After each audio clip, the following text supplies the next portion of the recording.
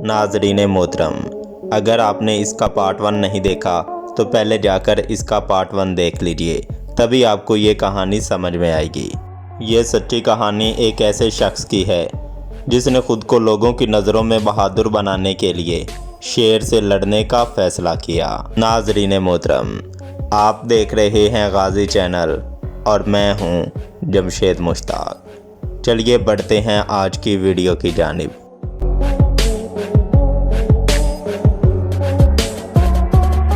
3 हफ्ते से मुझे नेज़ाबाजी की इस तरह मशक कराई गई कि 20 पाउंड की ढाल बाएं हाथ में लेकर कम से कम 2000 मरतबा निशाना लगाऊं। खुश्क घास की एक गठड़ी लकड़ियों से बांधकर आगे बढ़ाई जाती, गोया ये शेर था और इसके दिल की जगह पर स्याह निशान बना हुआ था। मेरा काम था जब गठड़ी 8 फुट के फासले पर आ जाए तो खुद एक तरफ हट जाऊं और साथ ही दिल के निशान में अपना नेज़ा घोंप दूं।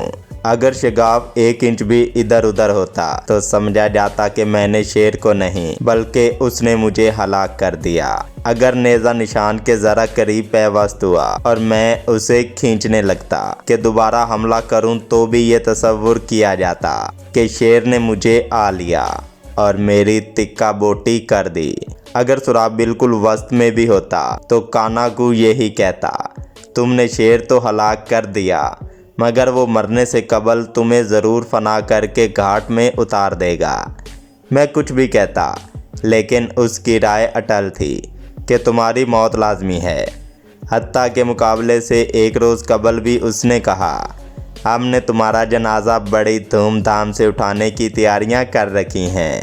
तुम सफ़ेद फाम होने के बावजूद जर्री हो, लिहाजा हम शेर को इसका मौका ही नहीं देंगे कि वो तुम्हारी लाश चीर फाड़ सके। हम थोड़ी दूर तक इसका पीछा करेंगे, अगर उसने ज़िद की तो इसे मार डालेंगे, फिर हम तुम्हें उल्टी करवल लिटाकर टांगे सीधी कर देंगे, सर शुमाल की जानिब करके रुख मशरिक की तरफ फेर देंगे, बायां हाथ मोड़कर खोपड़ी के नीचे इस तरह रख देंगे कि तकिए का काम दे सके और दायां हाथ सीने पर रख देंगे। फिर एक कतार में खड़े होकर तुम्हारी बहादुरी का अफ्रीकी गीत गाएंगे। जल्दी तमाम इलाके में तुम्हारी बहादुरी के गुण गाए जाने लगेंगे। तुम्हारे सोग में 3 दिन हम कुछ खाएंगे ना पिएंगे, अलबत्ता ताज़ा खून से अपनी प्यास बुझाते रहेंगे। मैंने इसका जवाब देना चाहा मगर वो मेरी बात कोई सुनने पर हरगिज़ आमादा ना हुआ। अगले रोज़ हमारे साथियों ने छींट की कुबाएं कमर से लिपेटी, भेड़ की सुर्ख चर्बी अपने बरहना सीनों पर मली और सफ़र के लिए तैयार हो गए। कानाकू ने शेर की खाल सर से लिपेट रखी थी।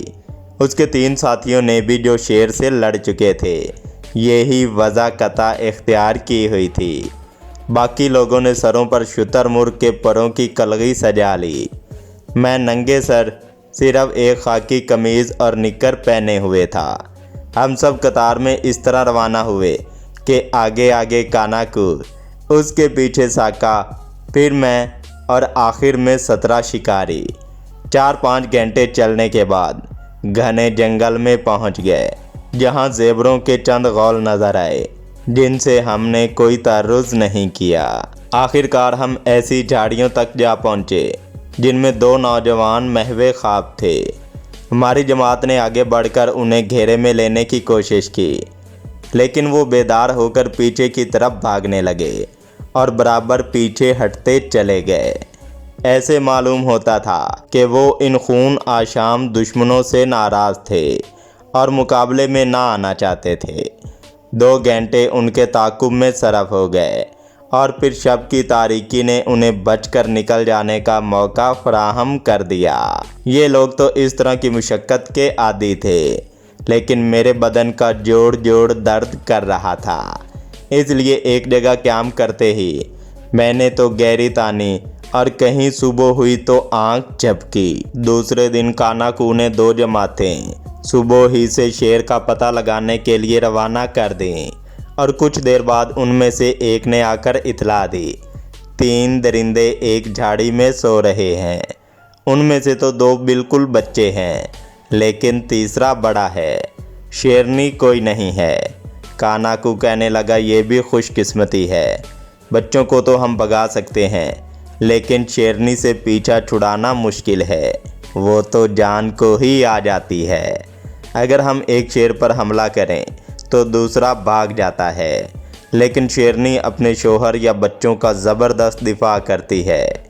ये बातें हो रही थीं कि दूसरी जमात भी वापस आ गई और हम शिकार की जानिब चल दिए। उस्ताद ने एक टोली से कहा, पीछे जाकर शोर मचाए। बाकी लोग ढालें उठाकर मुदाफ़ियत के लिए तैयार हो गए ताकि शेर फरार ना हो जाएं। हमारी आवाज़ें सुनकर तीनों दरिंदे भागे। छोटे तो सूरज से घनी झाड़ियों में जा छुपे, लेकिन तीसरा घेरे में आ गया। ये अभी नौजवान था, मस्सें भीग रही थीं। अंदाज़न 250 पाउंड वज़नी होगा। उस गरीब की समझ में नहीं आ रहा था ये लोग शोर क्यों मचा रहे हैं। घबरा कर इधर उधर देख रहा था। मैं खुद परेशान था कि अगर इसे मार भी लिया तो मसाई यही कहेंगे बच्चा था, शिकार हो गया। बड़ा होता तो नतीजा कुछ और निकलता। यकायक काना को नेज़े से इशारा करते हुए बोला, तारा मारो। इससे पहले कि मैं हरकत में आता, एक दूसरा शेर आन पहुंचा, जो गालबन इन बच्चों का बाप और कुछ 400 पाउंड का कव्वी हैकल दरिंदा था। मैंने इशारे से कहा, इसे मारूंगा। पहले तो वो समझा कि मैं बहानाबाजी कर रहा हूँ, मगर जब मैं उसकी तरफ बढ़ने लगा तो उसने अपने आदमियों को हुक्म दिया, इस शेर को हल्के में लिया जाए। अब दौड़ शुरू हो गई। आगे आगे वो और पीछे पीछे हम। घंटा भर बाद वो थक कर बैठ गया तो हमने उसे नरगे में ले लिया। वो भी सूरत हाल को समझ गया और गुर्राने लगा। फिर संभला और मसाइयों पर हमलावर हुआ। उन्होंने एकदम शोर मचा दिया, जिससे शेर घबराकर पीछे की तरफ लौटा, मगर वहाँ भी मसाई मौजूद थे। इसलिए झुंझल में एक दरख्त की छाल नोचने लगा। हल्का तंग होता गया, हत्ता कि शेर मुझसे इतने फासले पर रह गया कि 2 जस्तों में वो मुझे दबोच सकता था। मैं पसीने में शराबूर हो चुका था। पहले तो मैंने पेशानी से अर्क पूंछा, फिर हाथों को रेत से रगड़ा। इसके बाद ढाल दाएं और नेज़ा बाएं हाथ में लेकर जंगल के देवता सुहादा का नाम लिया और अखाड़े में कूद कर ललकारा कि आओ, 2-2 हाथ हो ही जाएं। लेकिन शेर शायद मुझ जैसे अजनबी से खामखा लड़ना नहीं चाहता था और बराबर तुर्रा दिए जा रहा था। मैंने आगे बढ़कर उसे फिर लड़ाई की दावत दी तो उसने अकब में एक छलांग लगाई और पुष्ट पर खड़े हुए मसाई को गिराकर हल्के से निकल भागने में कामयाब हो गया। ये भी खुशकिस्मती थी कि वो शख्स हर तरह महफूज रहा। हमने शेर का पीछा नहीं छोड़ा और 2 घंटे बाद उसे फिर जा लिया। दायरा फिर तंग किया गया और मैं नेज़ा तानकर उसकी तरफ झपटा। एक मर्तबा फिर उसने निकल भागने की कोशिश की, मगर मसाइयों ने अपनी ढालें हिला हिलाकर उसे पीछे हटने पर मजबूर कर दिया। अब वो मुझसे 25 फुट के फासले पर था, लेकिन हमला करने से गुरेज कर रहा था। मेरी हालत ये थी कि कमीज़ और निक्कर पसीने से शराबूर हो रहे थे। थकान गालिब आ रही थी, सांस फूला हुआ था और दिल पसलियों के अंदर धक धक कर रहा था। मैंने नेज़े को मसाइयों की तरह हरकत दी, लेकिन शेर टस से मस नहीं हुआ।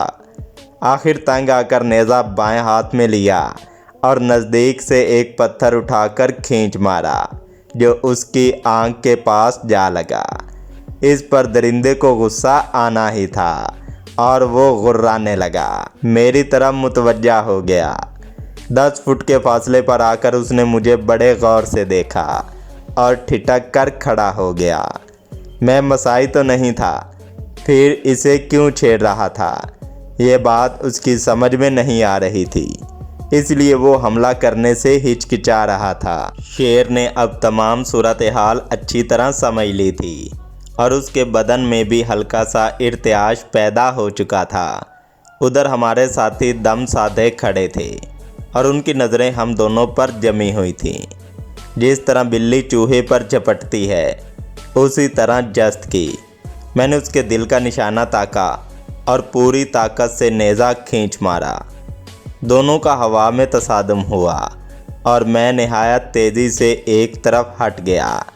شیر نے اپنی چھلانگ مکمل کر لی اور بد سے زمین پر آن گرا۔ میرا نیزہ اس کے دل میں ترازو ہو گیا تھا اور بظاہر بالکل ٹھیک نشانے پر بیٹھا تھا۔ شیر زمین پر گرا تو اس کے نتیجے میں نیزہ دل کو چیرتا ہوا آگے نکل گیا۔ اس کے منہ سے ایک زوردار کراہ نکلی جس نے خود میرا دل چھید کے رکھ دیا۔ پھر وہ زور سے داڑا اور غرانے لگا۔ اس حال میں بھی اس نے ہتھیار نہیں ڈالے اور رینگتا لڑکتا مجھ تک پہنچ ہی گیا۔ اب مجھے مجبوراً سروہی کا سہارا لینا پڑا، جس پر اس نے فوراً ہی منہ سے حملہ کیا اور پھر دونوں اگلے پنجے بڑھا کر اسے اپنی فولادی گرفت میں لے لیا۔ اس دوران نیزہ برابر جنبش کرتا اور دل کے زخم کو گہرا کرتا رہا۔ جسم سے خون کا فوارہ جاری تھا، لیکن کیا مجال کہ وہ ہمت ہار جائے۔ میں برابر پیچھے ہٹتا اور آگے بڑھتا رہا، حتیٰ کہ 30 فٹ کا فاصلہ رہ گیا اور ہم حلقے کے بالکل نزدیک پہنچ گئے۔ مسائی لوگ کچھ پیچھے ہٹ گئے تاکہ فریقین کو مقابلے کا پورا موقع حاصل ہو سکے۔ میرے لیے ہر لمحہ سنگے گراں تھا۔ سمجھ میں نہیں آ رہا تھا اس بلا سے کیسے جان بچاؤں۔ پھر اچانک اس کے منہ سے ایک خوفناک چیخ نکلی۔ وہ ایک جانب لڑک گیا، اس کا منہ کھل گیا، دانت باہر نکل آئے، گردن اکڑ گئی، آنکھیں پتھرا گئیں اور دیکھتے دیکھتے اسے موت نے آ لیا۔ مجھے پہلا احساس اطمینان تو ہوا کہ شکر ہے جان بچ گئی، مگر ساتھ ہی اس کی شرافت، وجاہت اور بلا وجہ ہلاکت پر کچھ ایسا صدمہ ہوا کہ میں نے آگے بڑھ کر اس کا منہ چوم لیا۔ میں ابھی شیر کا منہ چوم کر ہٹا ہی تھا کہ کاناکو میرے پاس آیا۔ اس نے مجھے سینے سے چمٹا لیا اور پھر ایک ہی فقرے میں اس نے سب کچھ کہہ دیا۔ تمہارے اندر واقعی مسائی کی روح ہے۔ اب ذرا اس غریب شیر کے ساتھ جو سلوک ان وحشیوں نے کیا وہ بھی لگے ہاتھوں سن لیجئے۔ ہماری جماعت کے 2 آدمی اس کے جسم کی تکہ بوٹی کرنے کے لیے رک گئے۔ انہوں نے پہلے تو اس کا سینہ چیر کر زخمی دل نکالا اور اس کے ٹکڑے سب مبازروں میں تقسیم کر دیے تاکہ انہیں کچا ہی کھا کر شیر دل کہلانے لگیں۔ پھر اس کے تمام ناخن اکھیڑے جنہیں ایک دھاگے میں پرو کر ہار بنایا گیا، جو ہر قسم کی بلاؤں سے محفوظ رکھنے کے لیے تعویذ گنڈے کا کام دیتا ہے۔ کھال کھینچ کر مجھے پیش کی گئی کہ اس واقعے کی یاد کے طور پر اسے اپنے پاس رکھوں۔ گردن کے بال جدا کر لیے گئے تھے، جن میں سے ایک دستہ بنا کر کاناکو کے سر کو زینت بخشی گئی۔ رہ گیا اس کا جسم، تو اس کا جنگل میں ایک ہی مصرف ہوتا ہے، چیل، کوے، گیدڑ اور لگڑ بگے اسے خون یغما سمجھ کر اپنا لقمہ تر بنا لیں۔ ناظرین محترم، آپ دیکھ رہے تھے غازی چینل اور میں ہوں جمشید مشتاق۔ ویڈیوز پسند آنے کی صورت میں اسے لائک، شیئر اور کامنٹ کیجیے اور ہمارے چینل غازی کو سبسکرائب کرنا مت بھولیے۔ اس طرح کی ایک نئی ویڈیو میں آپ سے دوبارہ ملاقات ہوگی۔ اپنا بہت سارا خیال رکھیے گا۔ اللہ نگہبان۔